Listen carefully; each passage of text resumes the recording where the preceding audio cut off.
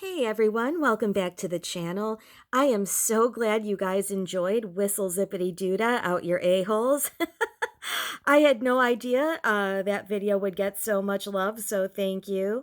Um, you know, I'm very happy with my little following here of 413 subscribers. The first time around when I had this channel, I think we got up to 800 and then I got shut down.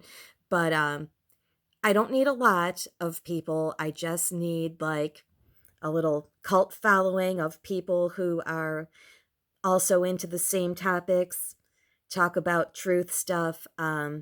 Yeah, anyways, I think thank you is what I'm trying to say. This video got a lot of like thumbs up. Please tell me your favorite part. I'm glad you like that title. I assume you like the title. After I posted that, I had to watch Vacation, one of my favorite movies, like I said. All right, guys, I try to have fun with you on this channel. I try to make these topics fun, as horrific as a lot of the topics are. We have a good time here, I think.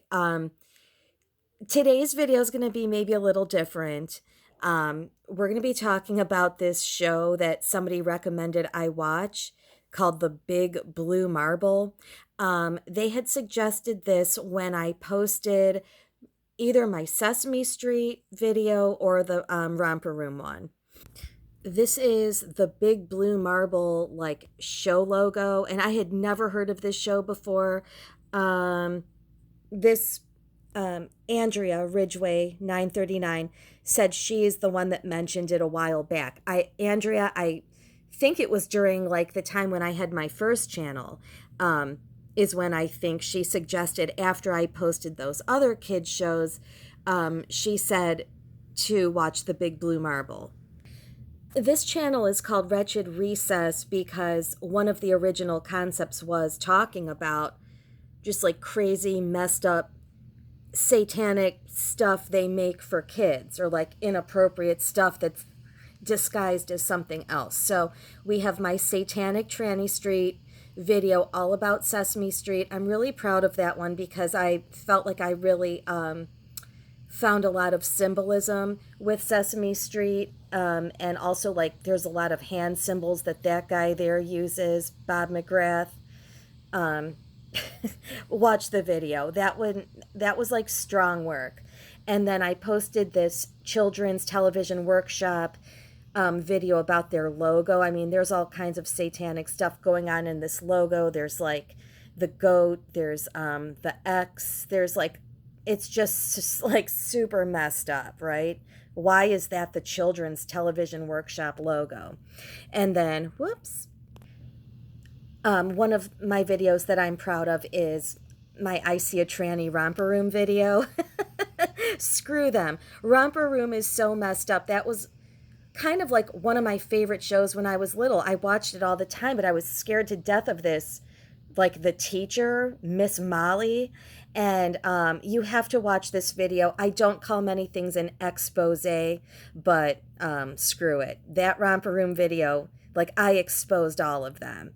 And I also kind of think that show was like a pedo thing because like they had kids squirming on the ground and like shaking their butts for the camera. It's like really disgusting to go back and watch that show as an adult. So let's talk about The Big Blue Marble. This show was brand new to me. This show aired from 1974 to 1983, so I would have been like way too little to watch it or remember. I was born in 79. I just was not familiar with this show at all. Let's talk about programming for a minute. Children's programs are literally programming you, like programming people. It's brainwashing, right? So if we don't live on a big spinning ball, the amount of brainwashing here is unbelievable. And wait till I show you. I think, this channel isn't monetized. Like, I think I'm just going to play you the intro to the show and play the theme song. And I've got to put a disclaimer here, guys, like right here. If you have any depression or suicidal thoughts or any of that, any if any of that stuff triggers you, please click off of this video. I'm not trying to be dramatic, but like this show literally triggered my depression. Like, now I'm not going to be like, oh, boohoo. Like, I'm fine now. I'm fine. Like, I'm happy. I'm optimistic. Don't worry about me. But I had a history of depression, incidentally, before I woke up, before I um, was awake to what was going on in the world, before I went on this journey of just exploring. I really was struggling in my mid 20s with kind of extreme paranoia. I never told anybody about that, but like it turns out the paranoia was justified, right? And that was in the early to mid 2000s when the internet was really becoming a thing. The more paranoid I was getting, um, that was the only time in my life that I really felt depressed. And the thing I still struggle with is OCD. Like, enough about my problems, but I had depression, OCD, paranoia, and like some anxiety and mixed in there too. Like I said, I'm fine now. I feel great. I do have the OCD still, but why am I telling you this? I'm only mentioning that because this show literally made me want to off myself from the time I clicked start with the theme song, and then I subjected myself to 5 episodes of this show. I can't explain it, but it made me really, really sad. Like, my depression was triggered by this show. So if you have any of those issues, like, don't watch this. Don't watch this video and don't watch this show. Um, and that's going to bring me into a topic like later on, like, are these kids' shows depressing on purpose? We're going to get back to that. Um, but I want to talk a little bit about this earth symbolism, globe symbolism. Also, a while back, one of you guys told me that pay attention to like any shows and movies you're watching and notice how often globes are in the background. Oh my gosh. I took that to heart. I pay attention. You will see globes like literally in the most random places in movies and shows. And like they're always there. They're always in the kids' bedrooms, like even in horror movies, like even in stuff where it's like, did they really need to have a globe there? It's there a lot because your subconscious picks up on it. So, like I said, I'm not claiming that I know the truth. Like, I'm sure a lot of us are flat earthers. I personally, the thing I believe in the most at this point is like maybe a flat earth with a dome over it. Cause like that's what I've kind of like been reading about the most. But, anyways, if we don't live on a spinning ball, all of this like symbolism and this intro, like this show is bullshit. Let me just cut to the chase. And I also think it's a pedo thing. So let me walk you through some of the episodes I watched. But please, if, like I said, if I might bring up like, like I felt like killing myself or something like that. And it's true. I was like literally thinking of ways to kill myself during this theme song. Maybe I shouldn't share that with you, but it's true. Just a couple, like I was trying to think of some other examples. And P.S., I'm fine, like don't worry about me. But I was trying to think of other examples of like globes and earth symbolism in like popular like shows, mass media. I mean, I'm sure there's like so many, but I always wait until it gets too late to make these videos, and I'm not the brightest. I should do this earlier in the day, but yeah, it is what it is. I like to be weird at night. So yeah, Boy Meets World is one of them I thought of off the top of my head. I cannot look at Ben Savage without thinking about that Open Secret documentary where he gets his butt slapped. Like, did anybody watch that? Or just me? Um, Yeah, that documentary is so creepy. But Boy Meets World is one of them, and he does kind of look trans there, and that's probably a boy with like super big hair. Allegedly, we don't know, but possibly. And did Ryder Strong just seem like the kinkiest name to anybody else? Just saying. Michael Jackson, Heal the World, is one I thought of off the top of my head. And then that's from his Super Bowl performance. That's a very big earth thing there. Um, so, yeah, if we think about this in the context of what if it's not a big ball, spinning ball, like, then all of this stuff is just bullshit, right? It's just mind fuckery. I'm sorry. I don't know any other way to describe it. I just realized I haven't explained the concept of this show. The concept of the show isn't bad. Um, it's a little weird, but okay. They take two kids from around the world. One is from the 5 episodes, like I said, I subjected myself to watching. I was only going to do 3, and I was feeling like really depressed. And I'm like, let me do like 2 more because it cannot get any worse than the ones I watched, and I was wrong. After the 5th one, I was done. And I'll walk you through those. If I had to watch it, you guys have to like watch it. So the concept of the show is they take one American kid and they take one kid from somewhere around the world, and they tell you about their life, and they're usually doing something like like out of the ordinary or like special. um the kid in Russia is a photographer.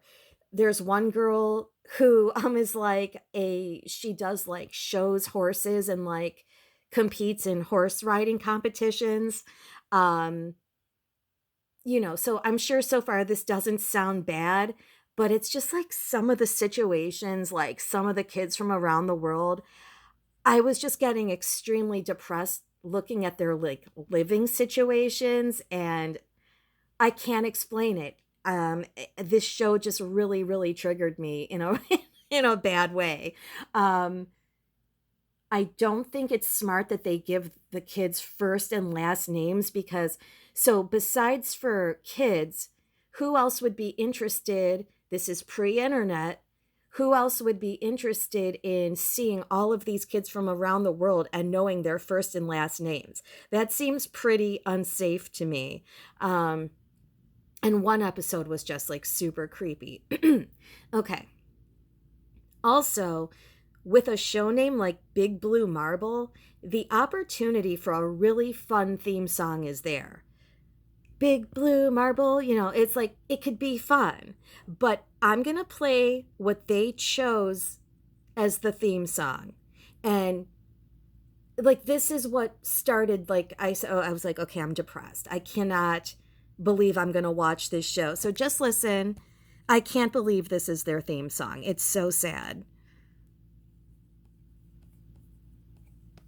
Sorry.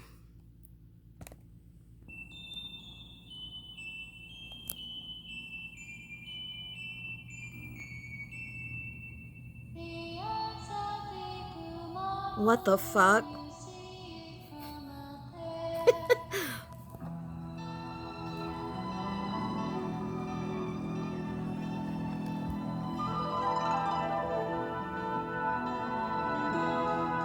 Closer, getting closer. Here's my suicide note. I'm writing it. Perspectives start to change, things look a little strange as we get closer.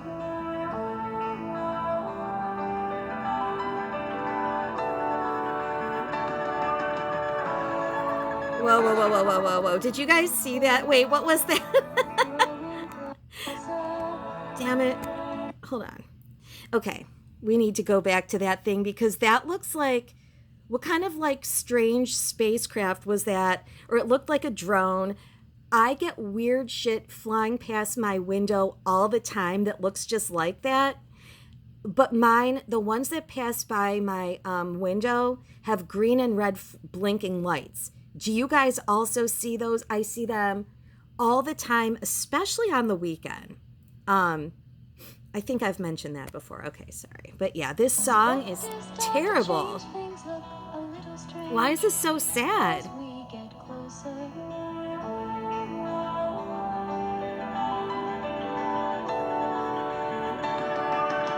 What is that? Growing closer. No need to be afraid, our troubles start to fade as we get I'm closer. so depressed right now. Like, I cannot handle this song. Together is a Mm-hmm. word we must learn to understand. Kill me now. If we ever want to get to know each other better. Together is a word that holds tomorrow in its hand. Tomorrow's just Oh my another God. day to get together and get closer. Look how politically correct this was in 1974. I had no idea that was a thing back then. Closer. Oh my God. So the very first episode I watched was episode 1 from 1974. Um, I was depressed, but all things considered, like this one wasn't bad after I watched the other ones. Um, this one features a banjo player named Wendy Holcomb, and she's amazing. Like, I have to say, like, out of all of the episodes, I really enjoyed this one. Um, no copyright infringement intended. I'm gonna play like bits and pieces of these episodes to demonstrate my point.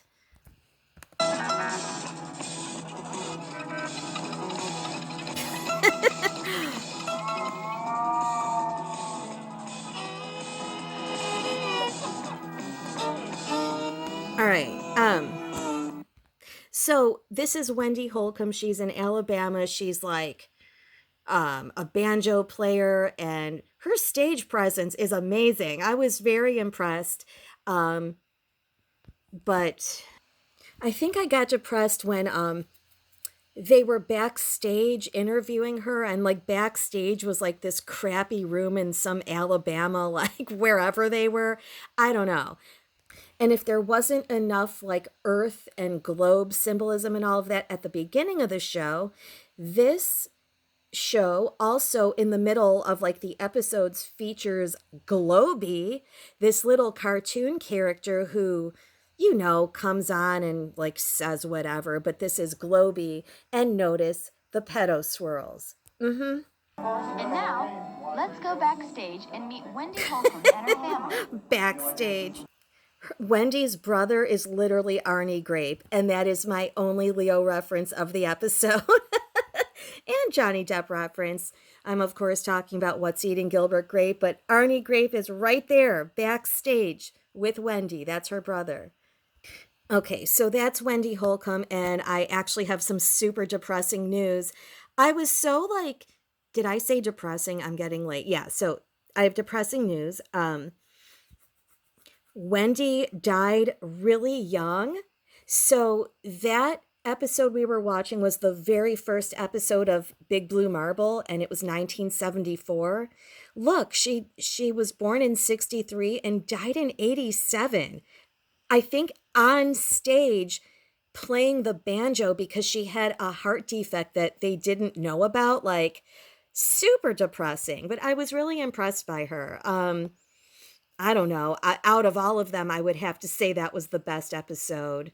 And you can actually like look her up on YouTube if it's a girl, because she was kind of looking a little like Jodie Foster in Freaky Friday, just a little bit. I don't know. Are these all tranny kids? Like probably, because I think we said on Romper Room they were. Like I really think that's like the only way you get on TV shows, but yeah, that was Wendy Holcomb. So now we're going to look at the kid who was somewhere else in the world in that episode.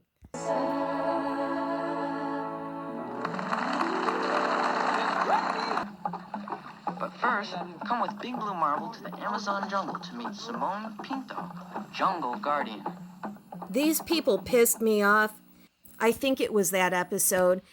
Did you see that snake they were catching? There's like this whole ceremony where everyone in the village stands on the snake and they show it gasping for breath. I was so pissed off. Like, I don't care if that's their tradition. It's just like, it was so cruel. And they literally, I think it was them. I don't know. I watched 5 of these and they go all over the world. I am not even kidding you right now that is the snake's mouth. And these freaking people are standing on it, jumping up and down. Look.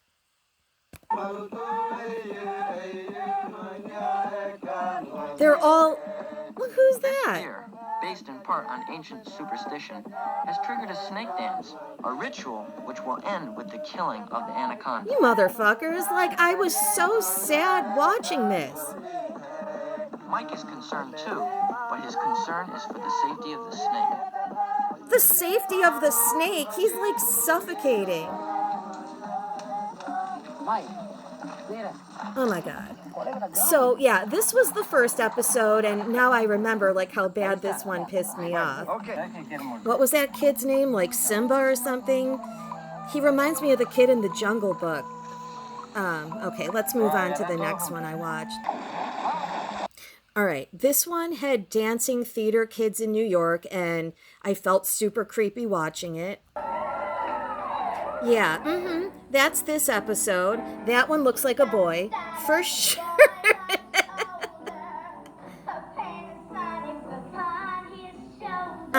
Yep, I watched this whole episode.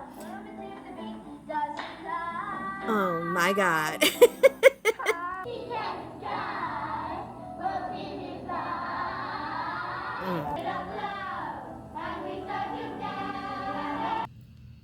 I will not show like full episodes or anything like that. This video is getting kind of long, but they did not travel to somewhere else in the world in this one. The theater kids were in New York, and I forget where this girl lives, but they showed her at her school, and then her family is like a group of gospel singers. So that segment wasn't bad in comparison to the other things we've seen. We call them pioneer palaces. The Russian photographer kid was okay.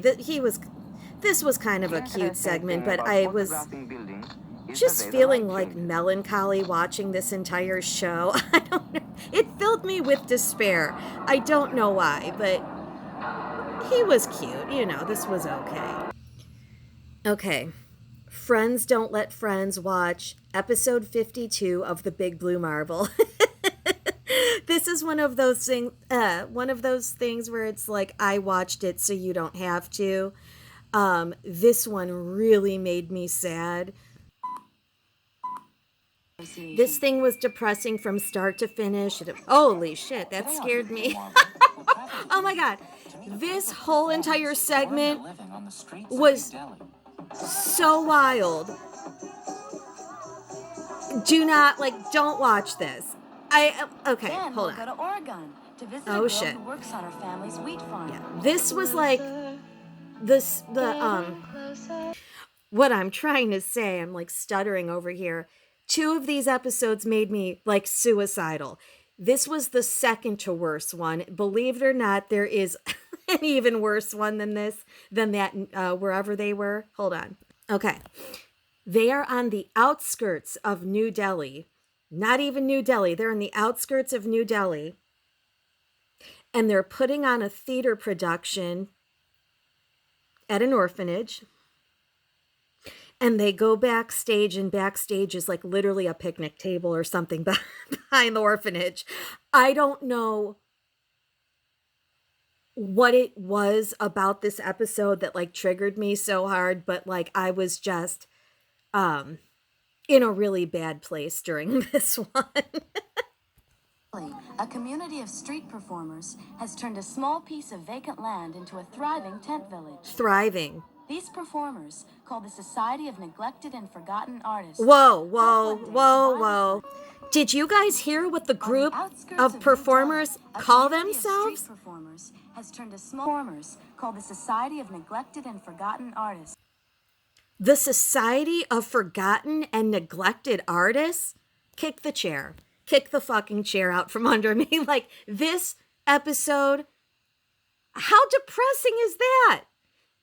I can't. I have to move on. I'm sorry.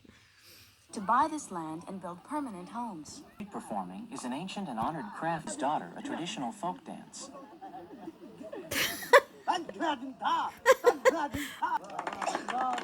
I think I'm depressed seeing, like, I don't know, everything, just everything about it. That entire thing was not okay.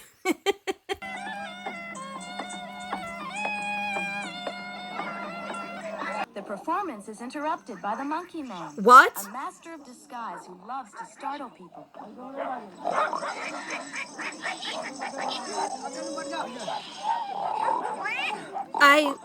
I'm not talking because I have no words for what I'm watching.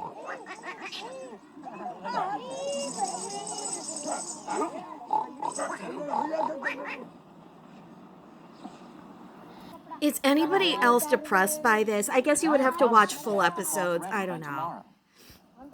Mohammed and Rafiq make their way through the busy streets of... Then they show some girl who lives on a farm, or no, maybe it's a boy. I don't know.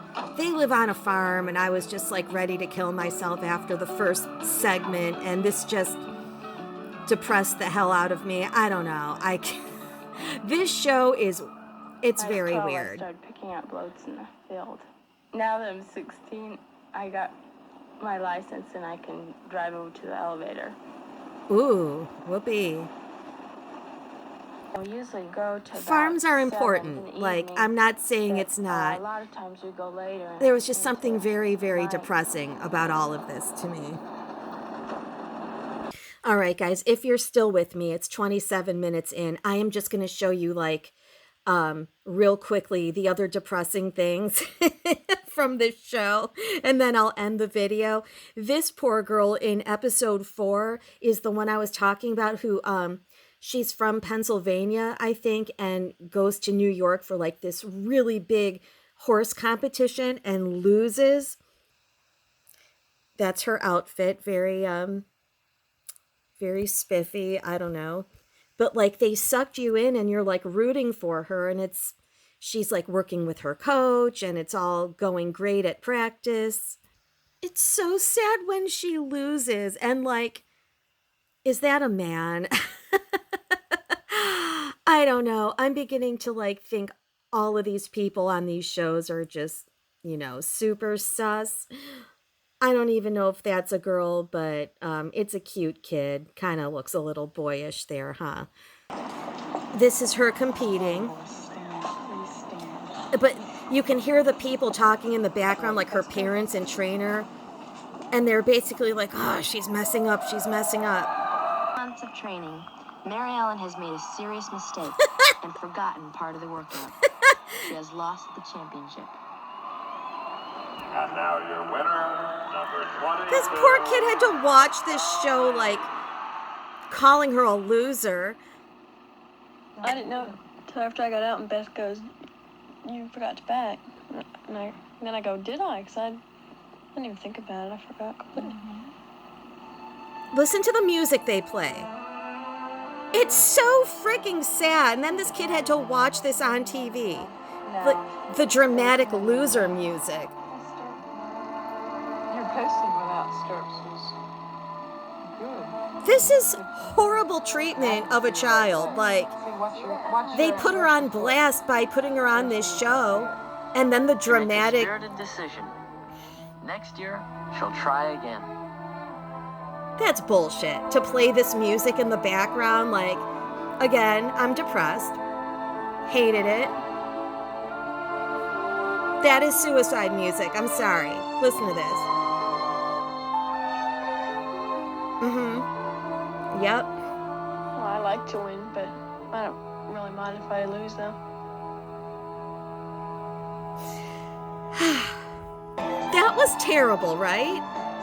But just you wait. Because if you thought that was sad, you haven't met the next kid yet. This is the one that drove me over the edge. Here we go. Ready? This is the worst one. Belgium is a tiny land, but the countryside is packed with factories, farms, and some of the world's most vivid flowers. There's much to look at in Belgium. Totally but the suicidal blind right now. Can't see any of it. Yvonne Janssens is not blind, yet he devotes much of his life to helping those who can't see.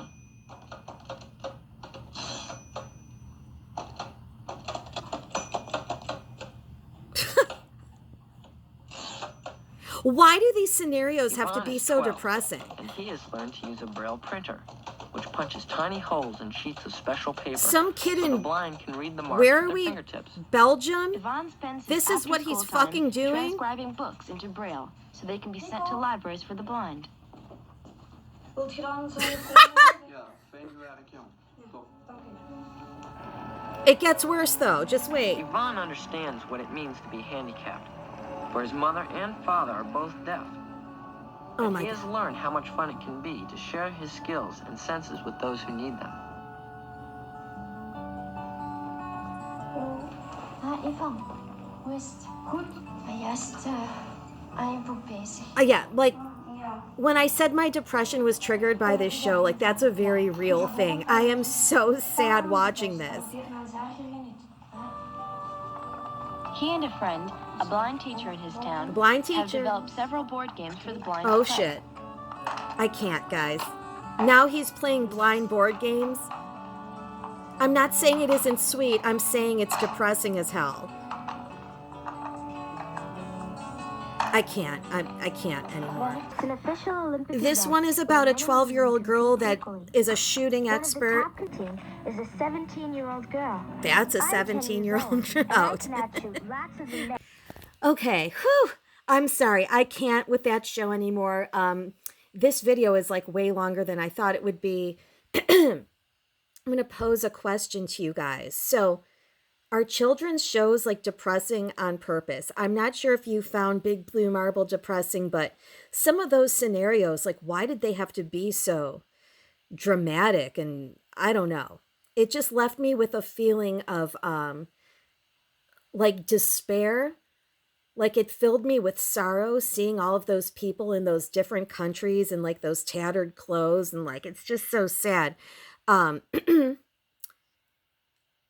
Maybe this is an unpopular opinion, but it fits the theme of what I was saying about like, you know, our kids' shows meant to be depressing. And I made that Sesame Street video. I already talked about all the creepy like stuff about them and all the hand symbols that the teachers or whoever the hell they were on that show used. Does Sesame Street reek of poverty?